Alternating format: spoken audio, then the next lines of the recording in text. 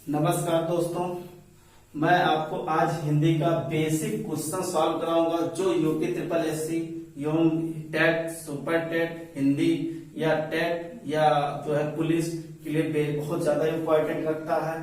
जल्दी से सभी कोचिंगों में नहीं पढ़ाया जाता है। अगर मेरा पढ़ाया हुआ आपको पसंद आए तो वीडियो को लाइक और जो है सब्सक्राइब कर दीजिएगा। ठीक है, तो हम चलते हैं। तो टाइम न वेस्ट करते हुए हम हिंदी के पहले छोटे टॉपिक को पढ़ाएंगे। अगर आपको समझ में आएगा तो आप जो है हमें कमेंट कीजिएगा। पहले तो छोटे छोटे क्वेश्चनों को हम सॉल्व करते हैं। कैसे कैसे क्वेश्चन आते हैं आप इसको जरा देखिए। ठीक है, तो जैसे सबसे पहले बात की जाती है हिंदी की उत्पत्ति कहाँ से हुई है। तो अगर हिंदी की उत्पत्ति की बात करते हैं तो हिंदी की उत्पत्ति संस्कृत भाषा से ली गई है। ठीक है, और उसके बाद पूछा जाता है हिंदी में सबसे पहले क्या आई। तो सबसे पहले अगर देखा जाता है सब लोग कहते हैं ध्वनि आई। ध्वनि तो आई ही, लेकिन ध्वनि क्यों आई है सबसे पहले इसके बारे में जानकारी कर लेते हैं।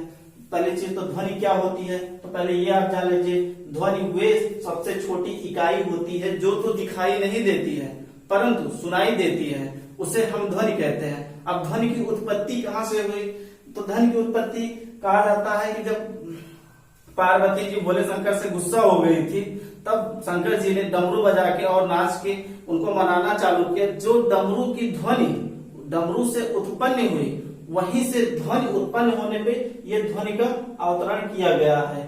ठीक है, तो सबसे पहले हिंदी में क्या आई, ध्वनि आई।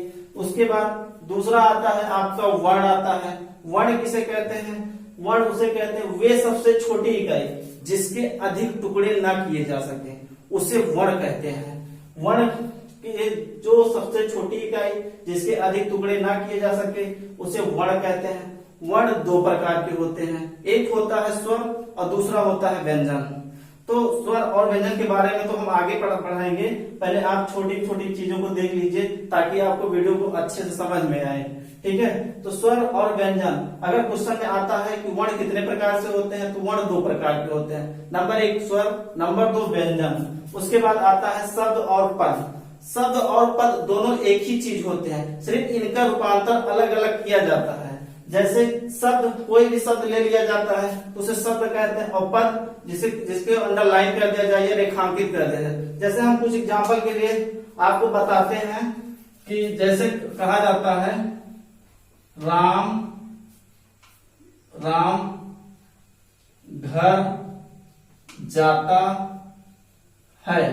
अब इसमें कह दिया जाए इसमें वर्ण कौन सा, अगर इसको देखा जाए तो वर्ण अलग अलग सब दिखाई पड़ रहे हैं, लेकिन किसी चीज को रेखांकित कर, जैसे घर को रेखांकित कर दिया जाए या उसके नीचे अंडरलाइन कर दिया जाए तो वो हमारा रेखांकित पद हो जाता है। उसमें से इसमें यही कहा जाता है जब किसी शब्द या पद को रेखांकित कर दें या अंग्रेजी में कहा जाता है अंडरलाइन कर दिया जाता है तो उसे शब्द या पद कहा जाता है।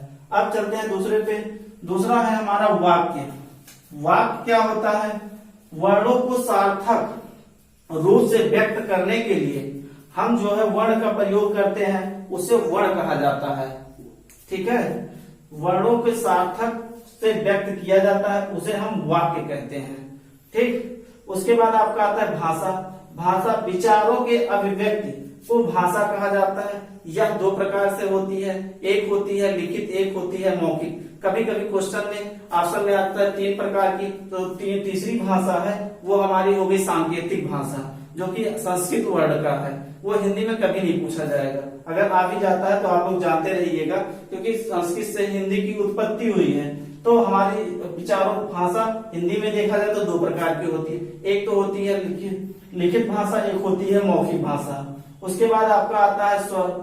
स्वर किसे कहते हैं, क्वेश्चन में आता है स्वर वे वर्णों को जिसको बोलते समय हमारा मुख अधिक देर तक बंद ना हो, उसे हम स्वर कहते हैं। आप कोई भी स्वर ले लीजिए, उसको बोलते समय हमारा मुख जो होगा वो अधिक देर तक बंद नहीं होगा।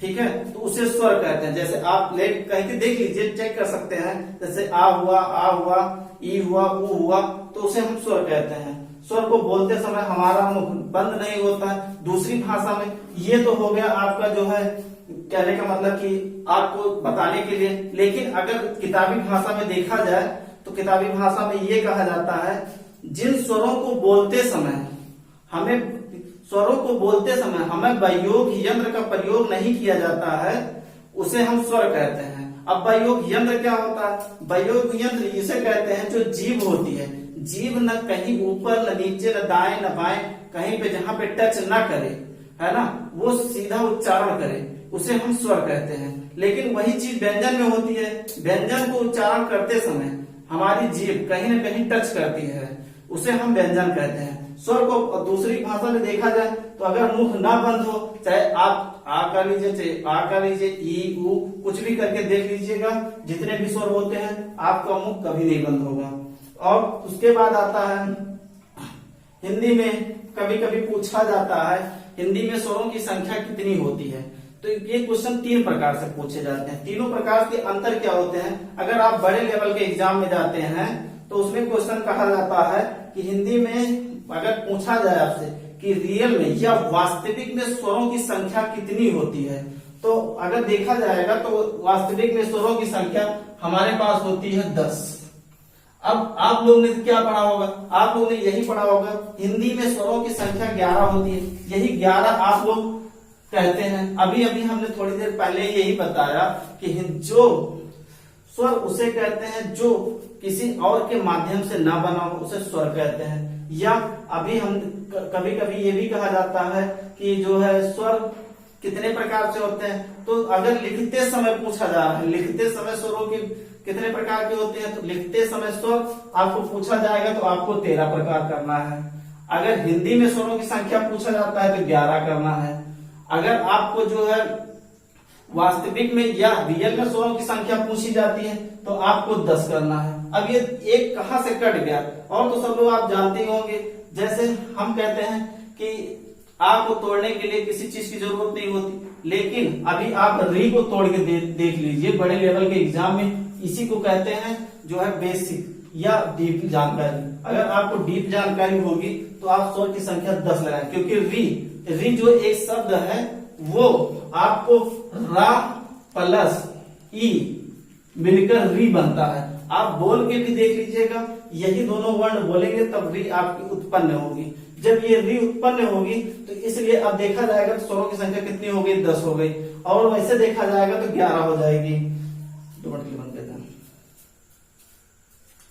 आपको बताएं कि स्वरों की संख्या 10 होती है, 11 होती है, रियल में क्या होती है या वास्तविक में क्या होती है, तो आपको हम प्रैक्टिकली रूप से भी दिखा देते हैं क्या कैसे क्या होता है। जैसे लिखते समय हम स्वर कैसे लिखते हैं, आ से लेकर आ तक। तो जैसे आप लिख लीजिए छोटा आ, बड़ा आ, छोटी ई, बड़ी ई, छोटा ऊ, बड़ा ऊ, री, ए, आए, ओ, आओ, अंक और आ। ये होते हैं आपके 13। अब आप ऐसे अगर गिनेंगे, काउंट करेंगे तो ये आपकी संख्या हो गई 13। लेकिन अगर यहां से पूछा जाता है हिंदी में तो आप इतना भी जानते होंगे कि ये दोनों जो है ये अयोग्य वाक् स्वर होते हैं। ठीक है, इनको स्वर में गिनती नहीं की जाती है। लेकिन अगर लिखते समय की बात की जाती है तो लिखते समय स्वर आपके 13 होते हैं। हाँ, और भी वैसे भी देखा जाए तो हिंदी में स्वरों की संख्या 11। अब आप 13 में से 2 निकाल देंगे तो आपके 11 स्वर बचे। लेकिन यहीं पे अगर पूछा जाता है कभी कभी कि वास्तविक में स्वर क्या होते हैं, तो वास्तविक में स्वर यही होते हैं जो ये री होता है। पहली चीज तो ये संस्कृत भाषा से लिया गया है, ये संस्कृत भाषा से लिया गया है ना। अब संस्कृत भाषा से लेने के कारण इसको स्वर में काउंट किया गया है। लेकिन री जो शब्द होता है ये 2 स्वर से मिलकर बना होता है। जैसे आपका रा प्लस ई, ये आप अगर बोलेंगे रा ई तब आपका निकल के आएगा री। ठीक है, इसलिए इसको संस्कृत भाषा से लिया गया है। वास्तविक अगर पूछता है तो आपका री हट जाएगा, अगर हिंदी में पूछता है तो आपका री भी लिया जाएगा। इसलिए स्वरों की संख्या री वास्तविक में 10 होती है ना। और जो है हिंदी में स्वरों की संख्या आपकी 11 होती है, लिखते समय आपकी 13 होती है। अब आते हैं यहां से आप जो है, अगर आपको मेरी वीडियो पसंद आई होगी तो लाइक और सब्सक्राइब कर लीजिएगा और आगे हम व्यंजन कल बता देंगे। धन्यवाद। बंद कर वीडियो, आगे कल बताओ।